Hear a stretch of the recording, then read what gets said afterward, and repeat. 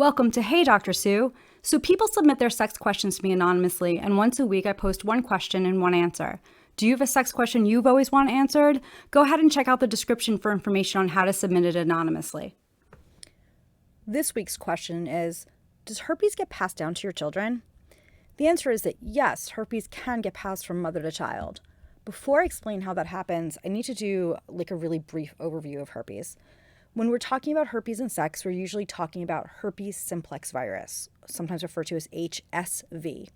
There are other herpes viruses, but I'm going to focus on HSV, and I'm just going to call it herpes. So herpes can either be type 1 or type 2. We used to really focus on the location and the type, but not as much anymore. This is because we can see different types on different parts of the body.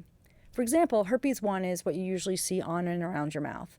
But you can pass herpes 1 to your partner's genitals through oral sex. So I'm just going to move away from type and just talk about herpes generally.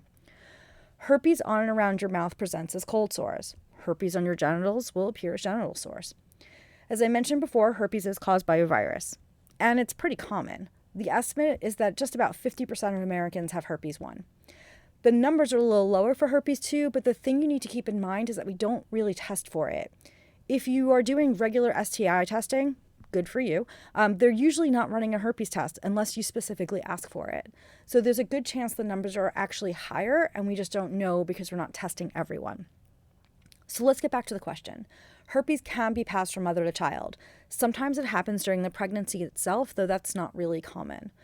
The biggest risk of transmitting herpes from mother to child comes during vaginal childbirth. This is how it's transmitted to babies in about 90% of what we call neonatal herpes. If you're pregnant and you either have genital herpes or you were recently exposed and there's a chance you were infected, I would highly recommend having a conversation with your doctor. There may be conversations about you using an oral medication for herpes while you're pregnant. They may also want to talk to you about giving birth by C-section.